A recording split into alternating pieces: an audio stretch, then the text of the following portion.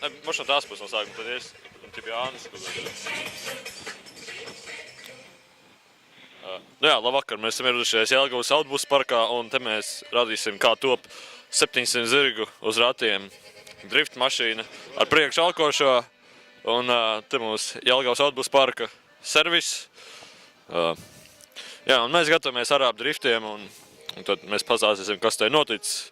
Tad mēs taisīsim ordinālo motoru, ordinālo turbīnu, ordināli visu taisīsim, uztaisīsim 7000 zirgspēkus, un tad brauksim. Nu, patiesībā mēs taisām tad vēs, ka mēs vinējām čempionātā, pasaules čempionātā, Zviedrijā vinējām, Tokijā brauksim, un tagad Arābiem gatavojamies. Un tad, kas te ir uztaisīts, projekts, jā, nu mēs nomainījām eļļu, kas īstenībā sagādāja liels problēmas.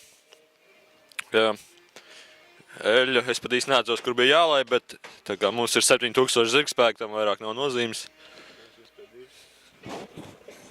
Jā, un tad mēs iesim parādīt tad arī top drag race aparāts ar 20 000 zirgiem. Arābijā uz 1000 drag raceiem ir tāds speciāls, jau speciāli pasūtīts riepas. Tas speciāli priekš smilšu saķeres viņas ir taisītas. Un... Nu jā, viņas ir ļoti kūpinātas. 2.5 dīzeļu drag race aparāts tas būs. Jā, un par ko mēs esam ļoti priecīgi un lepojamies šajā mašīnai, tas ir